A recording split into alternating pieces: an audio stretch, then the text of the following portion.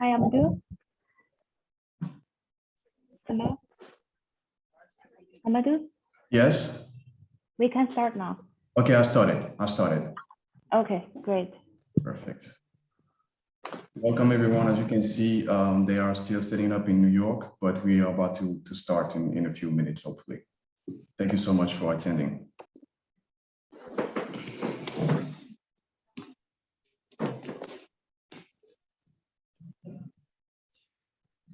Okay, we shall start, I think, in about 30 seconds. Can I just check that people online can hear me? Yes, we can hear you, David, and we started. And the visual is okay with the camera? Yes, it is. Excellent. So it's Houston liftoff time. Let's. Oh, my head is cut off. Is that better? Yes, let me sit down. Yeah. Thank you. Maybe behind, I will maybe also not some down behind the, maybe it's better here. Yeah. Yeah. How's that? Okay, so let's start. Good morning, everybody. Thank you to those that have been waiting online. This is a big event at the beginning of the series of high-level meetings in preparation for tomorrow's Keto +5. Keto was, and the new urban agenda, I think, was a very prescient moment, and only now we are realizing its full implications. At the time of the signing of the new urban agenda, I think it was seen as the younger sibling or the less important agreement compared with the SDGs and the Paris Agreement that were both concluded around the same time. But now it is becoming increasingly clear that the new urban agenda, urbanization, getting urbanization right, is the key to solving the problem of climate change and all the other environmental problems of the Rio conventions, and also is the key to seriously addressing the issues of all of the SDGs, all of the Sustainable Development Goals.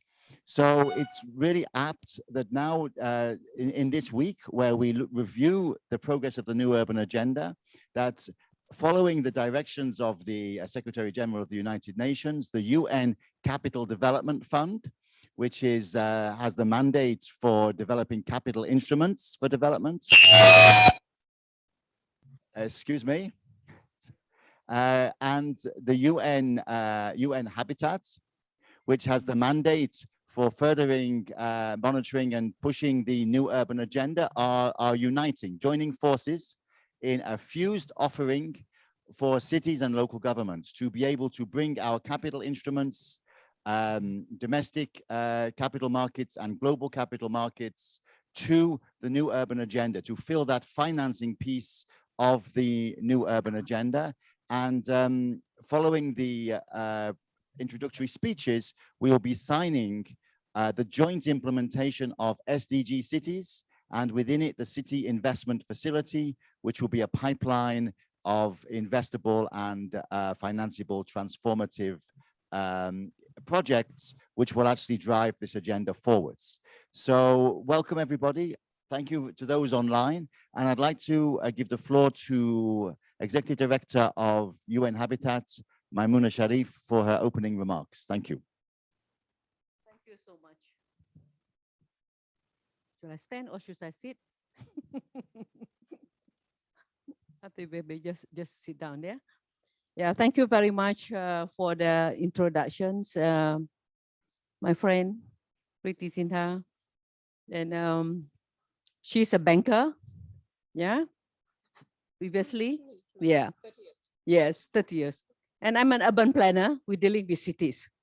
So it's very great combination for us to sign an agreement today to work with cities and to finance the work in cities. So let's, Excellencies, Honorable Ministers and Mayors, colleagues, friends, ladies and gentlemen, thank you so much for joining us this morning in person and also those colleagues online at our Financing for Development side event on transformative urban finance for the SDGs. Currently, people living in urban areas make up 55% of the global population, and the number continue to grow rapidly and by 70% by 2050. At the moment now is 55%. So definitely they have a global challenges such as urbanization, climate change, climate emergency. We are now in COVID-19. This really demonstrate the need for greater resilience and equality in cities, which call for accelerated implementation of SDG. That's why today is high-level meeting, side event, accelerating the SDGs in cities. We have to act now. You have to accelerate. We have to transform. I think it's very, very important. And the new urban agenda is the global blueprint endorsed by all the member states in Quito in 2016, which identifies finance along with policy, along with planning, and along with the governance as a core enabler. So we can have the policy, we can have the strategy, but without finance, it's very difficult to implement those strategies and the policies that we formulated. So the finance gap to achieve the SDGs in cities worldwide is in its tens of trillions, the gap. And bridging this gap requires a two-pronged approach. The first is to build effective, accountable revenue and public financial management system within local and regional governments so that revenue can be optimized. So even you have a lot of revenue, but if you don't have the system, it's also difficult. So no money, no finance is also difficult, but you have a lot of finance, but without system, without the institutional, without legal system or governance is also be a problem. So expenditure channel in a way that always our mantra, leave no one and no place behind. Actually, leave no one, but I add on leave no place behind. So a robust local financial system is the key to attract the external investment. Second is to channel finance from multiple sources to cities. COVID-19 from our studies, cities lost 64% of the revenue due to lockdown economies and all that. So this involves empowering the local financing system, as well as directing external sources of finance to cities through excellent project preparation and investor outreach.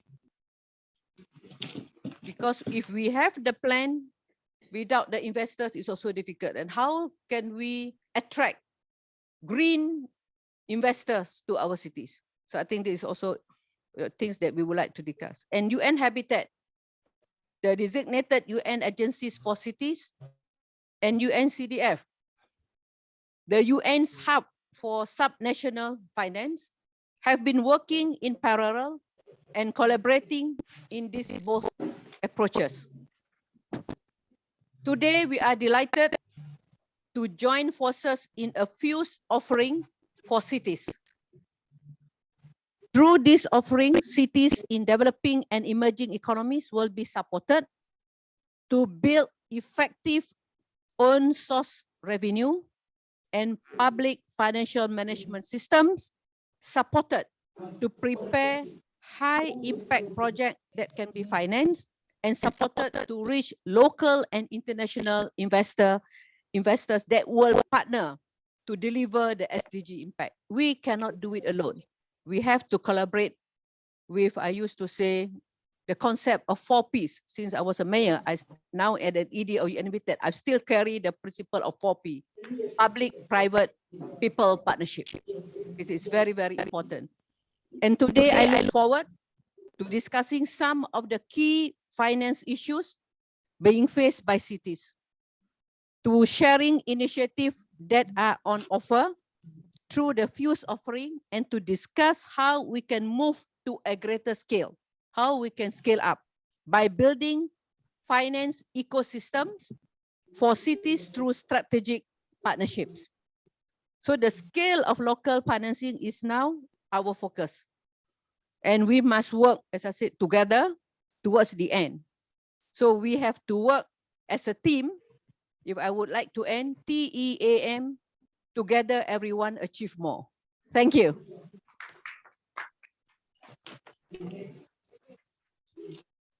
Thank you so much, Executive Director. And for a response to these remarks, Executive Secretary of United Nations Capital Development Fund, Priti Singh. Thank you, David. So good morning, Excellencies, Honorable Mayors, and Executive Director Maimuna Sharif. A true friendship here. I am so excited. I have to admit, after finance, I'm truly passionate about cities, urbanization, especially perhaps green urban spaces, right, where we can really have great lives as more people move to the cities.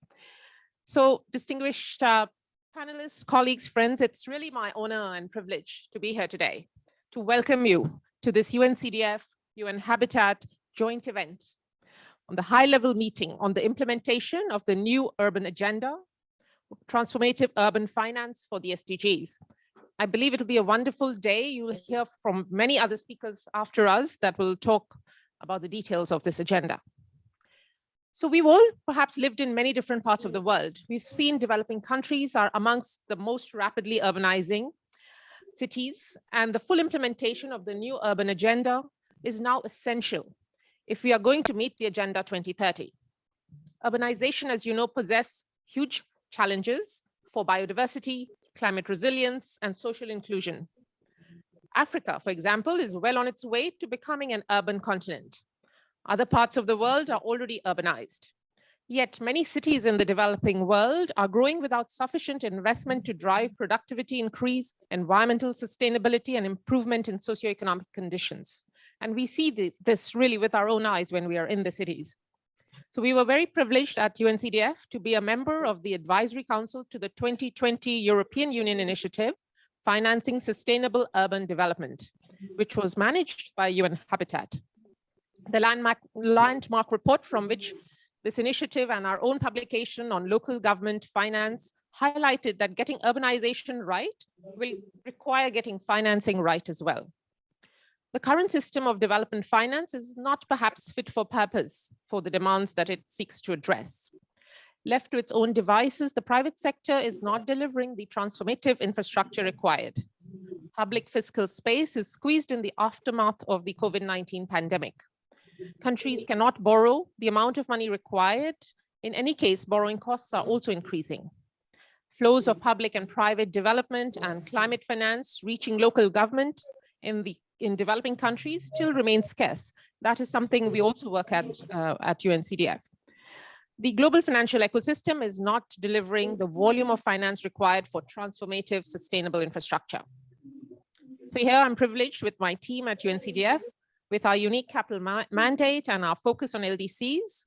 We've just launched our new strategic framework 2022-2025, and we aspire, of course, to be a catalytic financing agency largely for the LDCs. Within that, an ambition to be the UN subnational financing hub. Our local transformative finance team, represented here by David, Mohammed, and many others, aims to build and strengthen local financing mechanisms and systems for structural transformation. This means strong domestic capital markets, expanded local fiscal space, which are instrumental in requiring the transition to higher productivity, environmental sustainable cities, and inclusive economies, all of which we really wish and aspire happen. This partnership with UN Habitat is a great opportunity to achieve this vision. After many years of collaboration in the urban development and municipal finance space, Today, the two agencies are officially joining forces in a fused offering for cities to achieve local economic development and transformation through expanding local fiscal space and access to domestic and international capital markets. Our fused offering provides services to cities in two main areas. The first involves supporting cities to strengthen the enabling environment for financing sustainable development, such as the strengthening of own source revenue, asset management systems, public expenditure, and financial management systems, and creditworthiness. The second provides instruments to develop and finance pipelines of urban SDG impact projects through an ecosystem of blended finance vehicles. Let me recognize convergence here as well, the blended finance arena. In this way, the flagship SDG Cities program and its associated cities investment facility becomes jointly implemented by UN Habitat and UNCDF. This will expand the opportunities for cities and investors that are currently working with both our parties and teams. It puts our dual key pipeline and our technical assistance and financing instruments at the disposal of municipalities, cities, and local governments. It delivers on our strategic framework, our commitments to member states, and it meets the UN Secretary General's objective of a more united, joined, and effective United Nations delivering for the people. This event will demonstrate the concrete results of our fused offering to cities and discuss how they can be scaled up with development finance institutions as well. In closing, let me reiterate my support and pleasure in combining with UN Habitat to jointly implement SDG Cities and the Cities Investment Facility. This fused offering that will place towns and cities at the core of the UN technical and financial support to achieve the SDGs. Thank you so much for your attention. Thank you, Ms.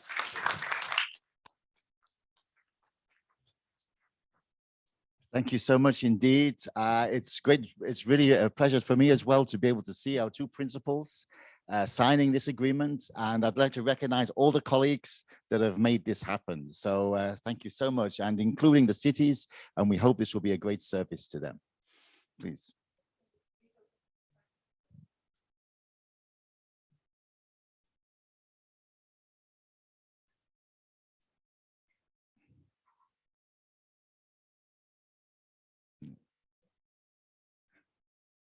The 27th of April. That's an auspicious date now. And then exchange, and you sign again.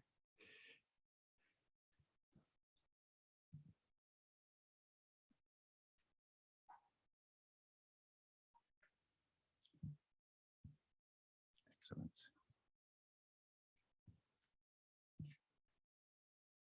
So maybe I think a round of applause. And I don't know if we can have a round of applause online. Let me.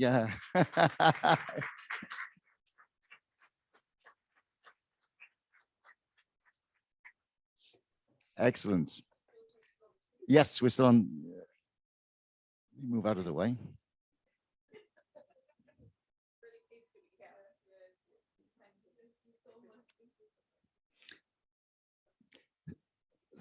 Thank you so much indeed. So what we'll do now is we're going to rearrange the hall, and the principals will leave the stage, and we will have I think a 3-minute break. So those of you online, please bear with us. And then we're going to move to the first panel, which will discuss exactly how we operationalize this programmatic support for the city's investment agenda. So this would be the moment when we would play some theme music, some interval music. We don't have any in stock, but just bear with us for maybe 3 minutes and we'll be back. Maybe I'll invite the panelists to join. Oh, yes, please. Yeah. I'm going to introduce you now as the first speaker, the keynote speaker. Yes, just in yes, I think so, yes. Yeah. No, we'll just have one speech first, and then we're just going to. Oh, I see. I think the problem is that it's the light behind the.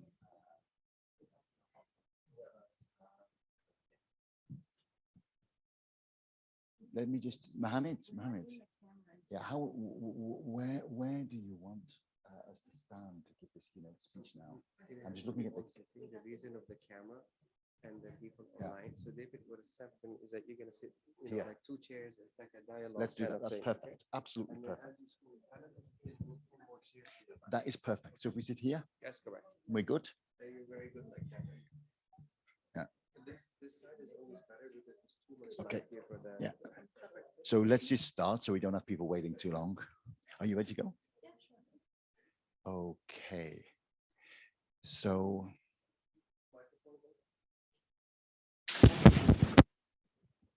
David, just use this one. Use this one is better. Is yours working? yes, mine's working.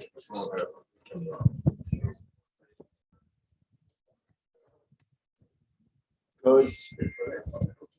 So thank you so much, colleagues. We're going to begin now so that people at home are not getting too jealous of the refreshments that we have on offer here. And it's with great pleasure, real pleasure, that we are about to hear from Joan Laria, who is the CEO of Convergence. We know, Joan, you're extremely busy, and we're so happy to have that you accepted our invitation to speak at this event. And we heard a lot from both the principals about blended finance. And we heard the statement, that left to its own devices, clearly the private sector is not going to deliver the transformation of the cities we require, because it's not happening right now. But we also know that the public sector alone, in the current way that resources are formulated, is not able to do it either, because it's not happening right now. So we need to find a way to mobilize all sources of finance to ensure the transformation of cities, for the green transition, the productive transition, and of course the urban transition. And that's what Joan is going to speak to now. So we really look forward to hearing your reflections on cities and blended finance. Over to you. Thank you very much. And I want to thank UNCDF and UN Habitat for the opportunity to be part of your event. So we all know the SDG challenge. We're talking about several $1 trillion a year of shortfall in the investment needed in emerging markets and developing economies to actually achieve the SDGs. And we're down to the last 8 years.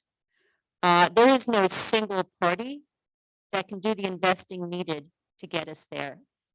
There's no national government with a budget of several $1 trillion a year that it's going to find to address this issue. There's no municipal government that has a budget line or tax base that can do this. There's no official donor institution that can pull this off on its own. Even the development banks and the multilateral development banks don't have the cash to achieve the SDGs on their own. Not even Bill Gates does, probably. So the only party in aggregate that has the money to make all of this work in the next 8 years is actually the private sector.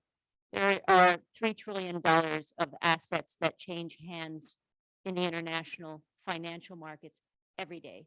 There are a couple hundred trillion, excuse me, $200 or $300 trillion of financial assets out there. The issue is that the private sector is not mandated to do development. When somebody's managing your pension fund, when somebody's managing your life insurance policy funds, you want them to do the responsible thing with your money. You want them to take the least amount of risk for the most amount of gain. So to get those hundreds of trillions into the game of development, into working on the SDGs, requires a lot of thinking and a lot of new ideas. And one of the tools we have is blended finance, which is simply a structuring device to put catalytic money, the kind of money that donor agencies, development banks, national governments, Bill Gates have, put that kind of money into transactions so that you can get the private sector to invest where it normally would not be willing to go. Hopefully this one works better. Right, so at Convergence, we track blended finance. We are the global network for blended finance. We also try to assist other institutions to try to use the tool more effectively. So what do we know about blended finance writ large in the emerging markets? We know that there's been about $9 billion worth of transactions closed every year. We know that took a huge hit during COVID in 2020, we saw only $4.5 billion of transactions closed that Convergence could see. And we're not at scale. Even forgetting the COVID data for a moment, blended finance is nowhere near being used at the rate and at the scale that it should be to help us achieve our goals under the SDGs. Why is that? Well, first of all, donor institutions lack a strategy. There is no official development agency that has a strategy that's specifically designed to carve out some amount of money and put it into contact with the private sector to deliver additional transactions. They're also not coordinating with each other on that subject. The development banks and the multilateral development banks, the bilateral development banks, they mobilize and they sometimes use donor resources, but they don't necessarily use donor concessional funds to mobilize third-party money, and so they too are not at scale. There's not enough transparency. Those who have done blended transactions, who have put catalytic money into them, have not actually required there to be a lot of reporting on what the impact was and what the structure was and what the financial outcome was. And without that baseline, you really lack a story to elicit additional catalytic resources toward the same thing. It's really hard to go tell a donor agency to go do more blended finance when nobody has shared any information about how the experience has gone. We at Convergence have the best data, and we can just tell you the broad sketch of what each transaction looks like. There's not a lot of local participation yet. There's an underrepresentation of domestic actors in the field of blended finance, which is something that UNCDF works really hard at correcting. There is so much capital sitting in local sovereign wealth funds, in local pension funds, that could be redirected with a bit of support from blending into some very useful things. So let's look at the urban context for a moment, since that's the subject of today's meeting. We are now, folks, 50 years into a climate crisis. We are 2 years into a global pandemic. We are 2 months into a war that is going to cause severe shocks, among other things, for global food supply chains. So what does that mean for the urban environment? Executive Director Sharif just talked about the urbanization rate. If we're at 55% now, we're going to 70% soon. That's going to speed up because people are going to be flocking into the cities in greater numbers because of the things I just mentioned and other factors as well. So cities are going to be straining under those horribly reduced budgets she mentioned to house people, to employ people, to provide basic services to people. So we have a really severe problem when it comes to SDG 11, sustainable cities. If we don't get this right, we're going to be seeing a lot of human misery. That human misery is going to trigger additional climate consequences, and that in turn is a horrible circle back to human misery. We have to do something a little differently. So blended finance for SDG 11, let me tell you what we are seeing happening there, and then what I think the bright light at the end of this tunnel may be. First of all, at Convergence, we have probably the largest data set on blended finance transactions that have closed that we can see and analyze for patterns. We know that 1 in 7 transactions out of the 700 or so that we have recorded addresses in some manner SDG 11. That's about 39 transactions. We know that's about $42 billion worth of money that has closed in those deals. And they're interesting. They're affordable housing bonds. They are street lighting projects. They're water and transport projects. And about 45% of them have happened over the years. This is over the past decade or so. About 45% of them have closed in sub-Saharan Africa. That is the target destination of the transaction. And the rest are scattered throughout the world. So these projects have some interesting features. They happen to be, in many cases, a recognizable asset class. Now, when you're talking about moving private capital around, having something that looks familiar is a pretty good start. People have a really hard time investing in, say, natural capital or elementary education, but they have a really much easier time when you start talking about municipal bonds or corporate bonds. So that's really a helpful start for using blended finance for our city's agenda. We also have a really good opportunity here to engage local parties. That is, the municipalities themselves, national governments themselves, but also those local pension funds that I mentioned, the local sovereign wealth funds. They have a better inherent ability to assess the risk in their home market, and they have the right flavor of money. We're talking about local currency as opposed to introduction of foreign currency risk. So if I were to conclude here, I would say that blended finance, again, I'm telling you, we're not at the right scale for the calamities that we're looking at. We do have a promising SDG here. SDG 11 is an interesting one for blended finance. We need to organize, we need to rally and do things differently, and time is of the essence. We've got 8 years to 2030, and we are out of time on reaching the 1.5 degrees Celsius target set out. So my suggestions for all of us as we talk around these issues today is, number one, let's not reinvent. Let's not get too innovative. Let's use what has worked before in some other context, in some other sector, in some other city, in some other country. And let's make blended finance large, repetitive, and boring. So unlike the rest of this morning, which I really look forward to and I know will not be boring. So I want to thank all of you and pass the mic back to my colleague.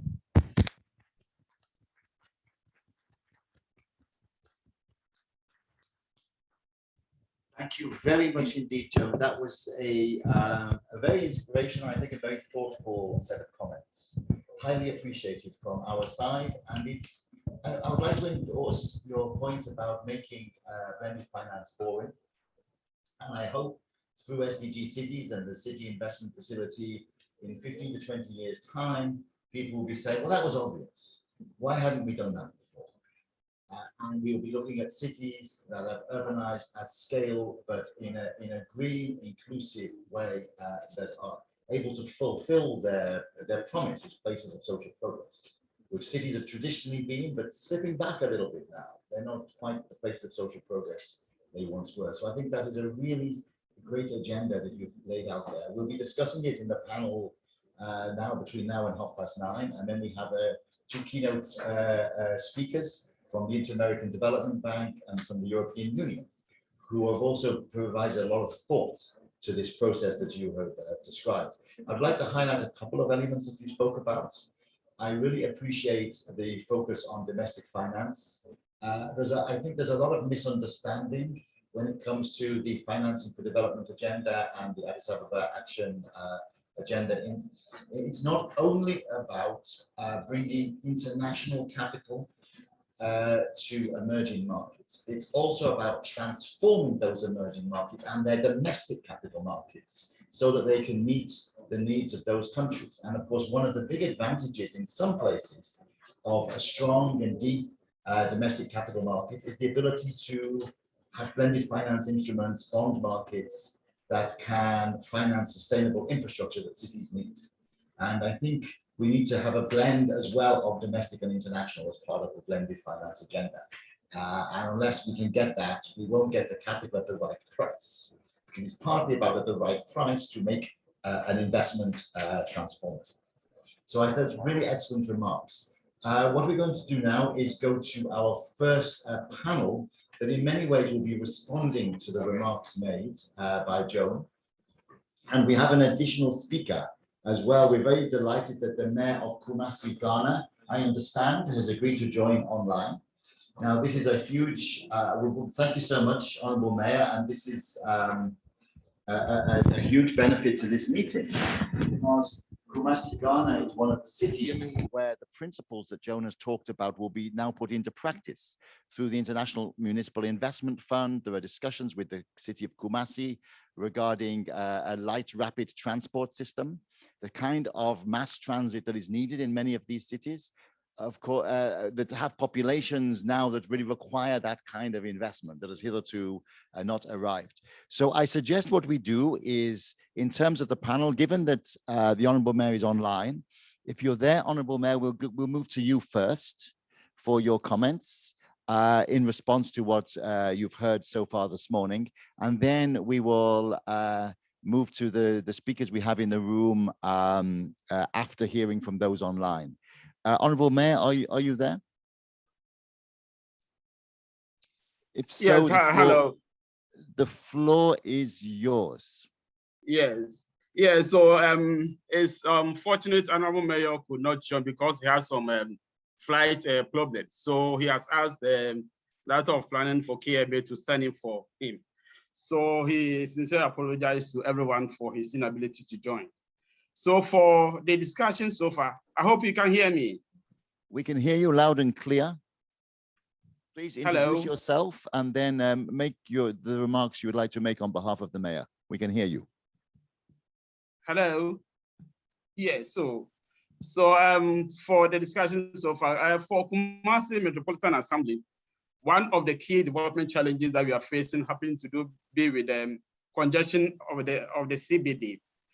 Or the resource is because of the number of issues, and then one of them has to be with the inadequate terminals and stopping places for commercial activities, and then also encroachment of the streets and then the walkways by hawkers and other traders who come to the CBD, and then the use of small size vehicles for public transport, making it unsafe and unattractive to certain passengers. So these are some of the problems that has caused the congestion at the CBD.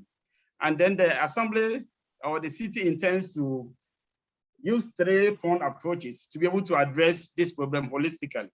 So what we are looking at is construction of multi-story car parks to be able to provide enough parking spaces for the private cars and then some commercial vehicles.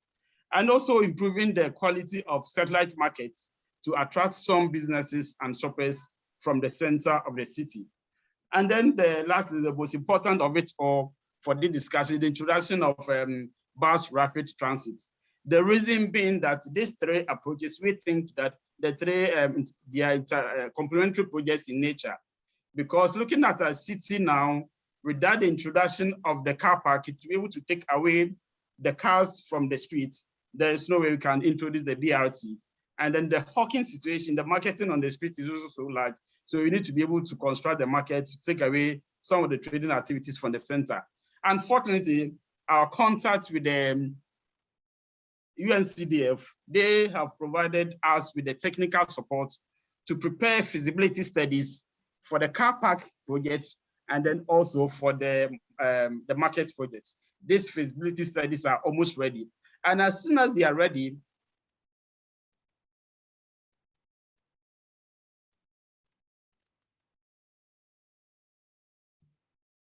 We've lost you. Samuel, we seem to have lost you.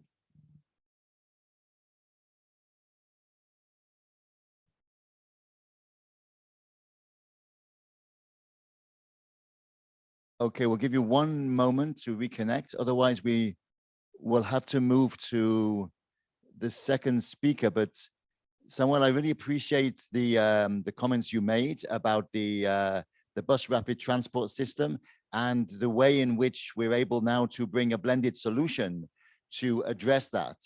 I mean, we heard from Joan about the critical importance of getting the blend right. In this particular case, we're looking at some form of equity as a large part. Yes, so sorry about that.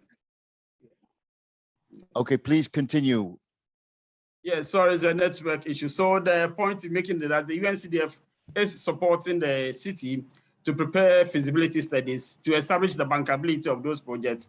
And after that, we forward those proposals of feasibility studies to the International Municipal Investment Fund to secure funding for this project. And then for the last bit of it, the BRT, the bus rapid transport to the city has support from the African Development Bank, and then we have done the full feasibility studies for the BRT, which some critical roads has been identified as viable corridors. And then as we speak now, the UNCDF is also supporting the city to be able to secure funding for the construction of this car park, either through for the construction of the BRT, either through PPP or direct funding or loan as well. So this is where we have gotten to. So we think that for now, the UNCDF is immensely in an approach to be able to address the congestion of our city. So we are by looking at these three main projects. And apart from that, the UNCDF is also supporting us to improve upon our revenue collection. So we have in place the projects that we are about starting. We have 6 core activities that we are going to implement that will support the city to improve its revenue generation to be able to support the implementation of the above project. So we, in the initial, this is what I will say for now, respect to the support, the technical support from the UNCDF towards the Kumasi in our bid to be able to decongest our city as part of the processes in order to be able to achieve SDG 11. Yes, thank you for now. Thank you so much indeed for those comments. I think that's a very important statement about this very large, significant investment in mass transit that will be taking place in Kumasi, Ghana, due to the kind of ecosystem for blended finance for cities that was discussed by the two principals. Now, we're running very short of time, so I'm going to make some quite drastic changes to the agenda. What we're going to do is we're going to go very quickly to Honorable Kasim Namagoli, the Mayor of Mbali, who is going to talk. Perhaps if you could try to limit your remarks to literally 2 to 3 minutes, just the main bullet points, Honorable Mayor, on the work you're doing to increase your own source revenue, which is one fundamental part of the blended finance. And then immediately after that, we're going to Mr. Alawi Ahmed, who will talk very briefly, I think it may be again 2 to 3 minutes, just the bullet points of the Tanga water bond, which will be the first ever in local currency financed municipal infrastructure bond in Tanzania, floated on the Dar es Salaam Stock Exchange and hoping to be subscribed by pension funds from the SADC region. That's exactly the kind of instrument that's referred to by both the principals and by Joan in her comments. But both colleagues, if you could just give the bullet points, and then we're going to have a very quick discussion with a couple of people online, and then we'll go to Paolo Ciccarelli, who is the head of Unit 4 at the European Commission, INPA, which looks at municipal finance, urban finance infrastructure. And we'll also hear from Vinicio Stort, the head of investments at the Inter-American Development Bank. There'll be no time for discussions, I don't think, but who knows if we can get through this quickly. So I'm going to ask, please, first, Honorable Mayor of Mbali, literally 2 minutes, just the bullet points of what you want to say to add to this discussion, and then we'll go immediately to Alawi Ahmed from the Tanga Urban Water Supply and Sanitation Authority. So Honorable Mayor Kasim from Mbali, the floor is yours. Yeah, thanks. I think in the interest of time, we'll just make an outline, but I want to appreciate so far what I've heard from especially our UN Executive Director, UN Habitat, of course, indicated the issues to do with the population pressure, and that is not an exception to Mbali in particular and Uganda, meaning that there is a lot of pressure on issues of service delivery, the demands for services, utilities, the demand for the infrastructure in terms of health facilities. There is a lot of demand for issues to do with the services in hospitals and all that. So in all this, it requires the funding from the center definitely is quite little, and therefore drives us to focus. We'll try as much as possible to focus on automation, because the manual collection have their own temptations and it becomes quite difficult for us to do it. there is sensitization and also reduction in terms of political balancing politics, support, and then increasing their revenues. You know, in most cases, of course, the taxation and all these issues that are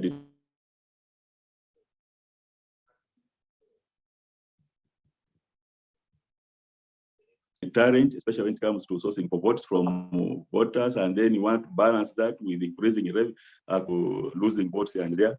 Our main sources, of course, focus on service fees, fines and violations. They focus on the charges and taxes, and then the asset monetization.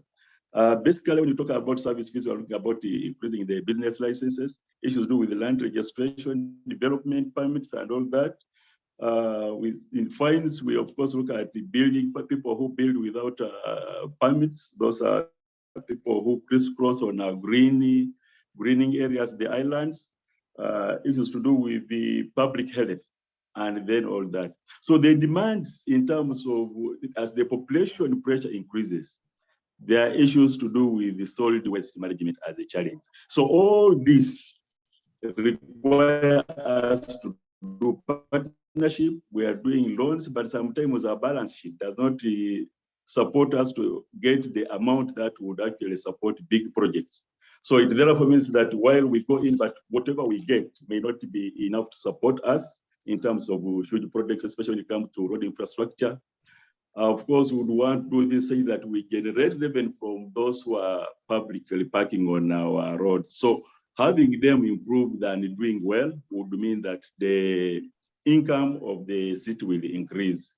So here we would need some huge amount to support our roads, improve on them, support the lighting system. So in doing all this, it would therefore mean that as we get people parking on our roads that have been improved, we're increasing our own revenue in a way, and that one supports our other areas. We're also pushing for partnership in terms of public-private partnership in terms of waste management and the other areas, including managing our own assets. Those are some of the areas where we are pushing to increase our own revenue. But definitely doing all this, given the projects that we are talking about, this may not really give us fair support to do the road network, to do the healthy facilities, to do the schools. So a lot of support would definitely be required. What would be interesting is that Honorable Mayor, avails you opportunity to make this, decisions. Yes, sir. Honorable Mayor, I'm afraid I'm going to cut you off at this point purely because of the time, but I want to thank you so much for the comments you've made and the emphasis you have put on own source revenue as a key component of this blend of finance. I'm hoping we're going to be able to come round for a second round at the closing, so I'll be able to bring you back in at that point.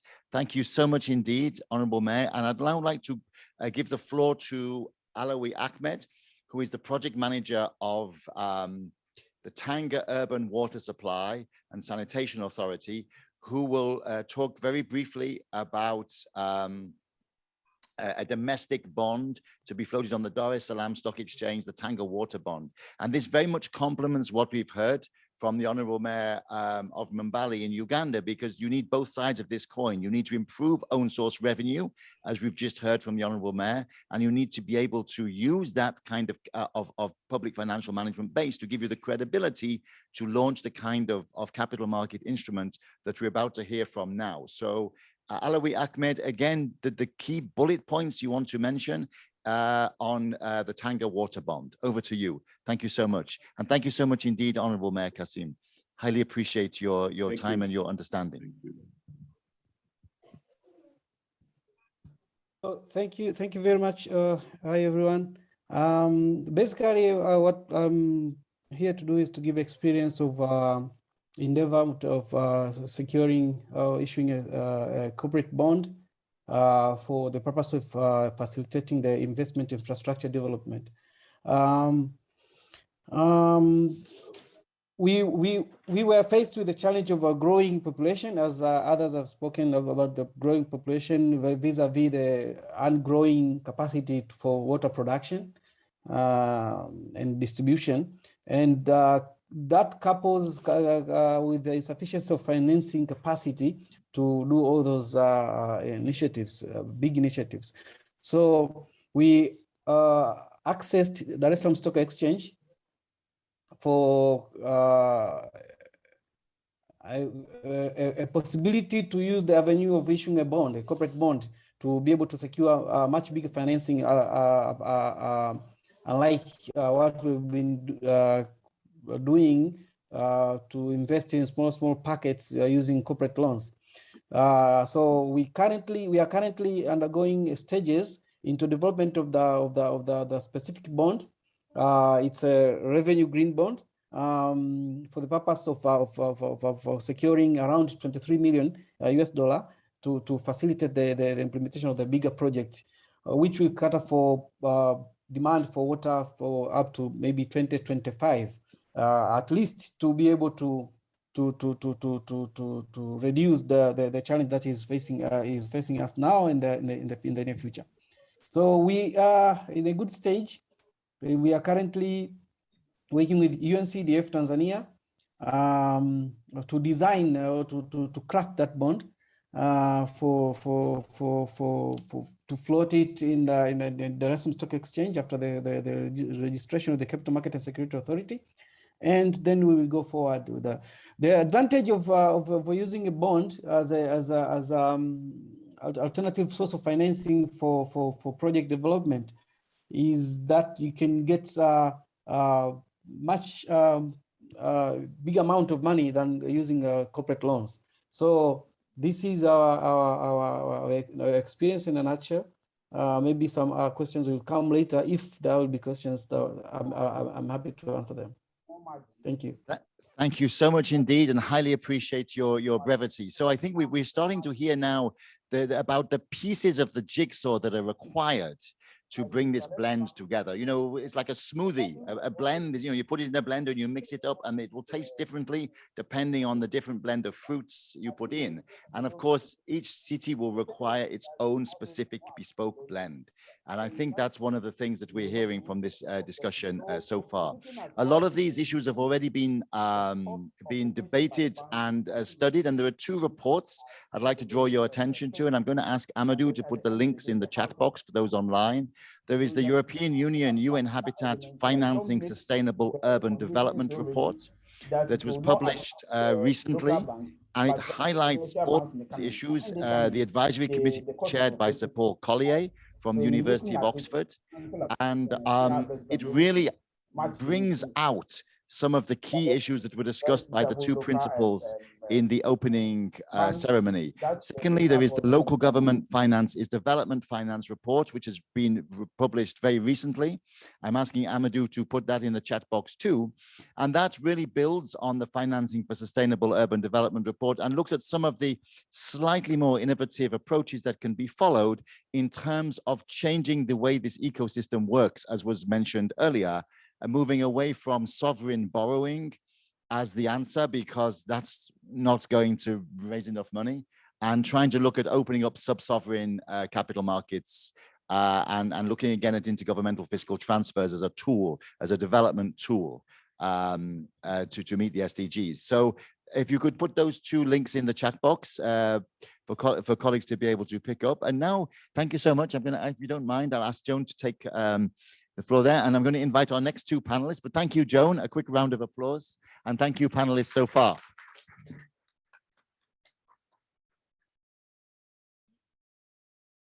So we're now going to turn to Emile Maihara, who is the Deputy Executive Director of FMDV, which is a French acronym, Fund Mondial de Ville, the city's investment fund, effectively, and Mohamed Abadi, who is the Senior Investment Manager at the UN Capital Development Fund, and will be working with David Aubrey, who you'll be hearing from later, and all the colleagues in both this new fused team of UN Habitat and UNCDF on support to these transactions. Of course, we have our technical partner, FMDV that's also part of this team. So it's a family we are creating, really, because when you sign up with UNCDF, you also get FMDV as part of the deal, because we also work very closely with FMDV to support cities, and some of the work that has been referred to so far has also benefited from FMDV's support. So I know you've both prepared speeches or presentations, so I'm going to surprise you a little bit, but I think it'll be good and given the time to have a bit of a discussion. So first, I'd like to give the floor to Emile and just ask you for reflections you might have on what you've heard so far and how we can really tailor our support to make this kind of blended finance arrangements friendly to cities, because a lot of you hear a lot about, oh, bring the private sector in, etc., but that's not always on a city-friendly basis, and it's not always what works for transformative projects in cities. It might work for a shopping mall, but that might work for a hotel, but those are not necessarily transformative projects. So through FMDV and through your long experience and the experience of FMDV, any reflections on that? How we can, and the work we're already doing together, for example, with Chef Schwen and other cities, how we can make sure that this support is city-friendly? That's the question I'd like to ask. Thank you. Thank you, David. Hello, everyone. I'm very honored to be here. So I'm Emily Mayaha, the Deputy Executive Director of the Global Fund for Cities Development, FMDV. I'd like to recall first that we are an international network of local governments, and we are specialized in developing solutions for financing and investment in cities. And thank you. Is it okay? Okay, thank you. So to answer your question, first, I'd like to recall that we are faced with a systemic failure of subnational finance markets, because the money is available on the one hand, and on the other hand, many mayors and local governments have projects, but the two cannot connect. So why is that?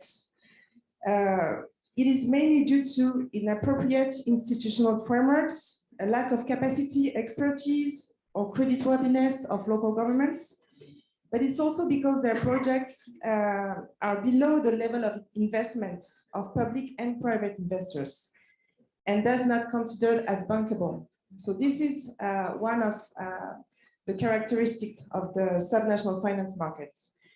So for these reasons, when we talk about financing cities, we need to engage in an approach that mobilizes the whole ecosystems of stakeholders, as discussed this morning.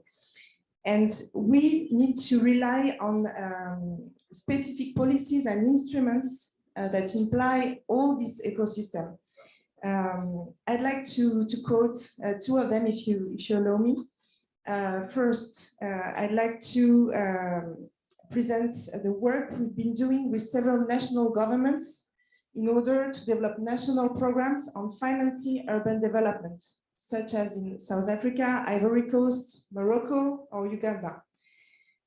The implication of the national level is really critical to develop national policies, create the enabling environment, build the necessary capacities, and structure pipelines of bankable projects ready to be presented to investors.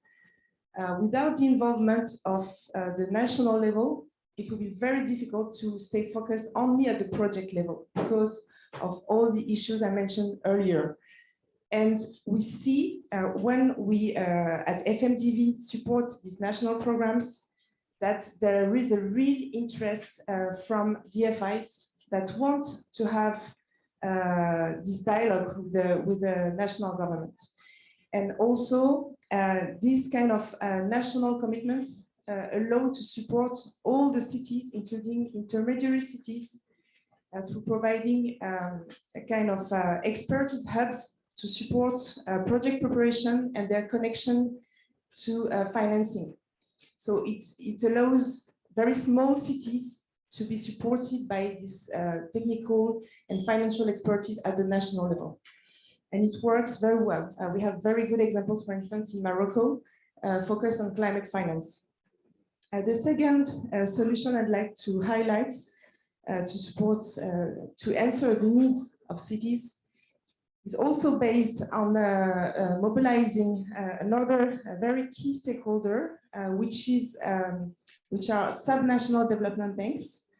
In fact, they are public development banks or national institutions with the mandate to finance local governments, and they are being recognized by the new urban agenda as key stakeholders to unlock financing at the subnational level, because they have this intermediation mandate focused on the subnational level, and it gives very good results. For instance, in Brazil, we see several subnational development banks that are able to finance 500 municipalities at one time through only one credit line from the DFI. So one credit line, 500 municipalities financed. It's really impressive. And this is the reason why at FMDV, we've been supporting the recognition of subnational development banks, but also we've been facilitating 2 regional alliances of SDGs in Africa and in Latin America as part of the Finance in Common Summit, which is the global summit gathering 500 public development banks. And we also provide technical assistance to individual subnational development banks in order to support them enlarging and developing new and reinforced technical and financial services to local governments. And we provide all these supports through policy dialogues, reinforcing capacities and developing pipelines of projects. And I'd like here to highlight and to recognize the growing partnership with UNCDF. And we have developed several programs in different regions of the world. For instance, in Southeast Asia, we support. Okay, so I'll stop here, but I'd like just to say that in order to bridge the subnational financing gap, solutions do exist, and we need to scale them up in order to finance the SDGs and the new urban agenda within this decade for action. Thank you very much. Thank you so much indeed, Emile. Really highly appreciated those remarks. And Mohammed, how are we going to be able to support cities using UNCDF's various instruments, and including, of course, the International Municipal Investment Fund, which is an instrument developed together with United Cities and Local Government and FMDB. Any brief reflections from your side, and in particular, the technical assistance that can be provided through the team, now the FUSE team with UN Habitat, that is available. And you have literally 90 seconds or so, my friend. Thank you. So very quickly, so I think this is the heart of the FUSE offering between UN Habitat and UNCDF. We at the City Investment Facility, and the way it's designed, we work to identify investments and projects working with cities through decades of relationships, that in a way whereby we identify investments that are not necessarily bankable, because bankability doesn't mean sustainability, and sustainability doesn't mean transformation. We aim for transformative investments that are financially sustainable, impactful, and they're able to transform local economies by looking at utilizing a team of financial advisors. They're able to help the cities to structure these investments in ways and means that they can bring that transformative impact on the ground and also maintain the financial sustainability. Number 2, we bring a whole box of financial toolbox and advisory attached to it in order to de-risk these investments and make them appealing to investors, and walk them actually through specific pathways, David, that are very suitable to the cities, terms and conditions that are acceptable to the cities, but also attractive to investors. And these pathways include specific tracks for international investors, for domestic investors, for regional investors, and de-risking instruments, including, for example, UNCDF's own lending platform that provides very concessional loans, guarantees, reimbursable grants and capital grants in order to shape up these investment at a level that is investment ready. And that is really where the market is suffering, David, in my opinion. There's a lot of pipelines of projects, but there is very lack of investment-ready projects that are at a ready stage for investors and for the city to be able to present. That is the value proposition that we jointly bring in, that decade of collaboration with the cities, that the normative urban agenda with the climate, with the inclusiveness, UNCDF's financial toolbox and instrument, our ability to structure, our ability to de-risk, and utilize our own funds in order to unlock domestic and international finance. And we are growingly employing a cadre of partners in terms of international financiers, regional investors, and domestic investors to join forces with the city investment facility to become solution for the cities, because at the end, it is a whole ecosystem that needs to be unlocked. Very clear, Mohammed. Thank you so much indeed. I appreciate as well the way you were able to capture in a nugget the key issue of making investments financeable and transformable, not just bankable. And I think that's what you were talking about. But the word bankable is not necessarily the most helpful word when it comes to mayors and cities. It's how can we transform the city and how can we finance that transformation? That will include bankable projects. It will also include other things too. And it will include various kinds of blended finance to make that finance sustainable in terms of repayments, etc. So thank you so much. We've almost recuperated the time thanks to the very flexible panel. And now I'd like to give the floor to Mr. Paolo Ciccarelli, who is from INPA in the EU Commission, and who has actually been one of the pioneers in driving this whole agenda through the Financing Sustainable Urban Development Advisory Group and report that came out. So we're very grateful to you, Paolo, for your inspiration when it comes to seeing the importance of urbanization, infrastructure, and the new urban agenda as part of the broader development imperative. So the floor is yours, Paolo. Thank you, David. I hope that you can hear me clearly. Yeah. Thank you.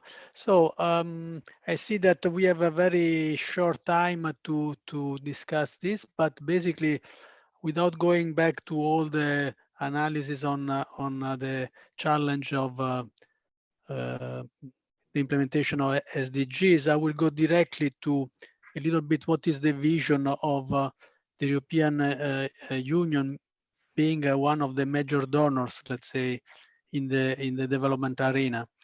And I would like to say that we are now in the beginning of our financing framework period that goes from 2021 to 2027.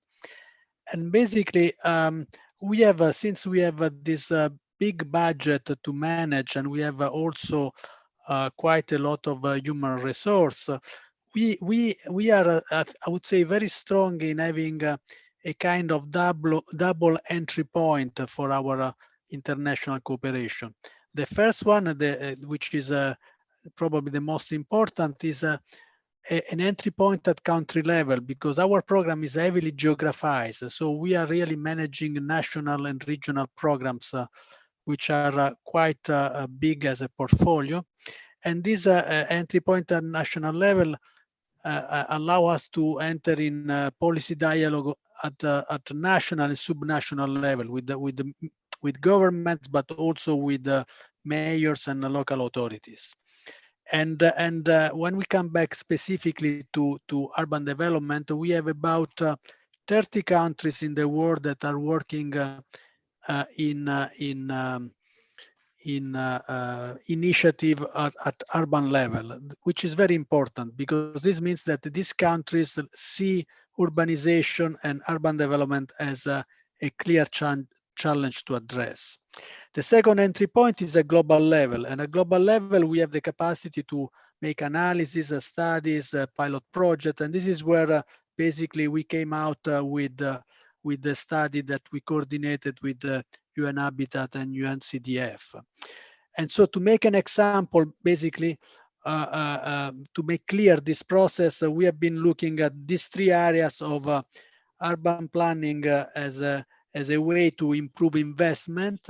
3 points: urban planning as a way to improve investment, the need for raising domestic revenues, and then the third, strengthening the access to external financing. So basically, through developing these areas at let's say analytical way, then we will be able to push this in the 30 countries where we have more or less this interest in urban development. And so basically we combine these this double entry point of national level and global level.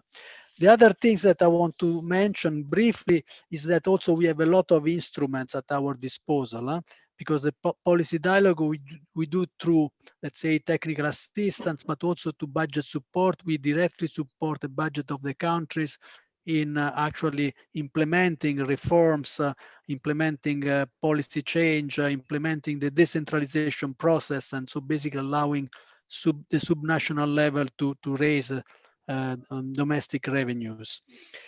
And together with this, we have, of course, also other, let's say, more conventional programs like thematic programs.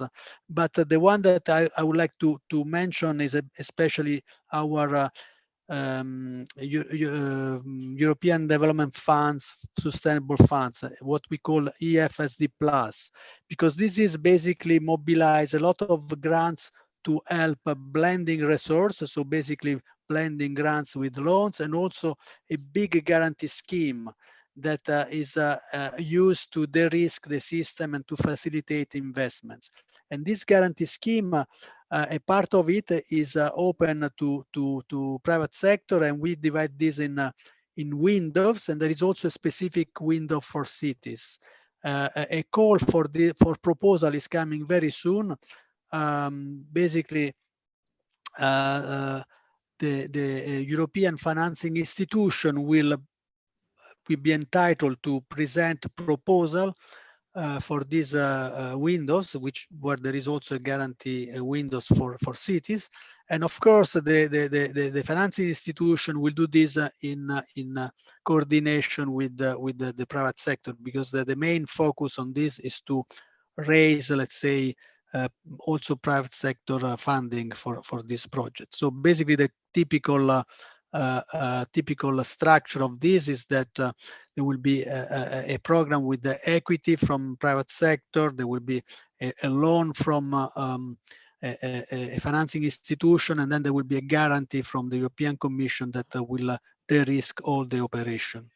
I don't know, I could say more, but I will stop here in case I am ready to go more deeper in the debate. Thank you to you, David. Thank you so much indeed, Paolo. That's really encouraging, because now we're starting to see this window opening up for cities to start to access these kind of enablers of blended finance that you spoke about. So that's hugely encouraging, Paolo, and thank you so much for those comments. And I think it's putting into practice, some of the lessons that come out of the 2 reports that we have been discussing recently. And so we also have another development finance institution with us, and this is Mr. Vinicio Stort, who is the head of investments at the Inter-American Development Bank. So I'd like to give you the floor, Vinicio, again, very briefly, given the fact we're almost at the end, but just for a couple of thoughts from your side, from the perspective of the Inter-American Development Bank, of what we've heard so far. Over to you. Thank you. Good morning, everybody, and thank you. A special thanks for UN Habitat. And let me myself. Very good. The word here that's being presented by many people is coordination and joint efforts. And I am right now at IDB Invest, which is the private sector of the Inter-American Development Bank group. But for the last 3 years, I was in a subnational bank in Brazil. And before that, I was in China in a large supranational. And before that, I spent 15 years in Washington. And I'm going to give a very quick example of something that worked in Brazil. And I think Emily might have mentioned that before. And it ties up the whole coordination of financial funds or the stream of finance that helped develop the urban agenda. And that coordination was in Minas Gerais. It's one of the largest states in Brazil, where the bank that I used to work operates. And that state has 853 small, most of them are small towns. And it was very difficult for any bank sitting in Washington or Shanghai or New York to tackle. So that example was important because we were able to get a loan from the Inter-American Development Bank, the private sector. So the state was broke, could not get a sovereign lending, but was able to get a loan from the Inter-American Development Bank private sector, transform that into a line that was digitally put for cities in coordination and in a transparent way, do two things: help to create a project preparation facility that attract capital from private sector, but also to provide finance that was profitable to small cities in a standardized way. So that example for me, it touches my development heart, let's say, because it can really ties in an effective way all the elements of the stream of funds from multilaterals, the supranationals, into the granular level in Brazil, and it could be something that expanded in other places. But I don't want to extend too much. I'll be very happy to share the details of that. But my message here that I want to share is the coordination is key. Nobody like John and others, David, everybody mentioned that no one is able to tackle the financial gap for urban development. So it requires a strong coordination, and in events like this and in discussions like this can open up the ability to export or to share experiences that work in one place to another, because time is on the matter. And then John mentioned very well, we cannot reinvent that much because we don't have the time to do it. So I want to leave my intervention here today on those terms. There's, like many mentioned, there are ways for us to catalyze development and urban development with a ton of coordination and relying on digital platforms, de-risking mechanisms, because the standard tools might work for large cities, but standardization and coordination really help the small ones. And this is what worked in Brazil and might work in other places. So I'm going to leave like that for time being. And thank again, David, DFAD, and everybody for having me in this event. Thank you. Thank you so much indeed. And you, without knowing it, you actually did a really good segue to the final speaker, who is just going to touch base with us briefly on one of these tools you referred to that can be really useful for smaller cities that we hope we can make available through this fused offering. And I'd like to ask Leonard Fleck, just literally in 60 seconds or so, to talk about the rapid own source revenue analysis tool, which again can provide this common base for cities to start to be able to approach institutions like yours. And then we will have a closing. So Leonard, if you're online, the floor is yours and thank you so much for your patience. And thank you, everybody. We're just about going to finish it in time. Over to you, Leonard. Thank you, David. Yes, I'll try to be very brief. So essentially, UN Habitat has been developing a tool to help local governments self-optimize their OSR, their own source revenues. The tool will be launched in the course of the year, and it will provide a scalable way to build the capacity of local governments. Essentially, it uses literature and data on own source revenues to come up with analysis and help cities prioritize reform interventions. Cities usually know the challenges that they face in optimizing OSR, but they may have challenges in prioritizing the reforms that may deliver the most buck for the bang for the reform buck. So a lot could be said about this tool, but thank you for the opportunity just to share a very brief glimpse on it. And I look forward to sharing it with some people in the course of the year. Thanks very much, David. Back to you. No, well, thank you so much indeed, Leonard. And I think the beauty of this fused offering, this fused programmatic offering, is that we'll now be able to work across the globe, really, bringing together these various tools. There are many others that we have not discussed at this meeting today on inclusion, and bringing together these various pipelines, the work we do with United Cities and Local Governments and FMDV on the International Municipal Investment Fund, the work that UN Habitat is doing on the Emerging Markets Infrastructure Fund, and there are many, many more. So through this fused offering, we'll be able to consolidate a city-oriented pipeline, which I think is a huge advance. So from my side, I just want to say thank you, and I'm going to give the floor to my friend and colleague, David Aubrey, who will close the meeting on behalf of UN Habitat. So David, the floor is yours.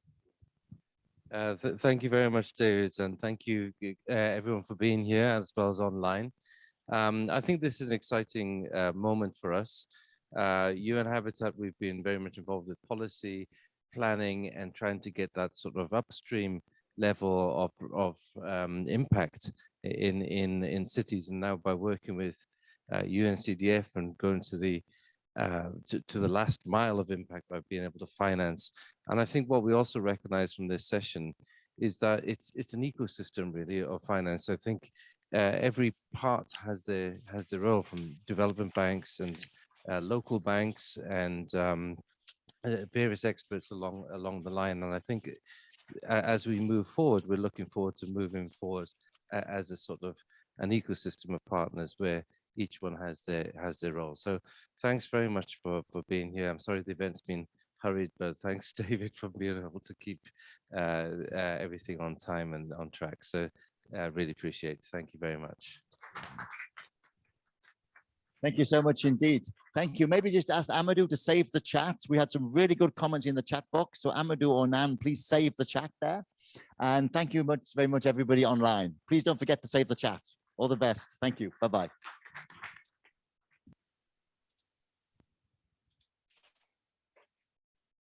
Congratulations.